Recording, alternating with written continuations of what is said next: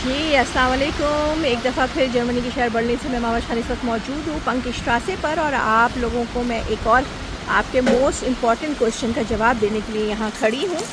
ये पंकस्ट्रासे है और यहाँ U8 आती है। आप लोगों में से अक्सर जो है वो मुझसे जो है ना वो पूछ रहे थे, अगर यहाँ बच्चों के कान छिदवाने हों या फिर कोई ज्वेलरी वगैरह ख़रीदनी हो तो उसके लिए जो है ना यहाँ ये वाली दुकान जो है बेस्ट है। मेरे बच्चों ने हमेशा यहीं से कान छिदवाए हैं और आज फिर मैं एक दफ़ा यहाँ आई थी तो मैंने कहा चले मैं आप लोगों को भी अपने साथ शामिल करूँ। आप लोगों में से अक्सर पूछ रहे होते हैं कि अगर यहाँ से कहीं से ज्वेलरी ख़रीदनी हो तो कहाँ जाएँ, तो इसके लिए ये दुकान बेस्ट है। ज़ाहिर है मैंने कभी ख़रीदी नहीं, इसलिए मैं आपको ये नहीं बता सकती कि आप यहाँ से ख़रीदें या नहीं ख़रीदें।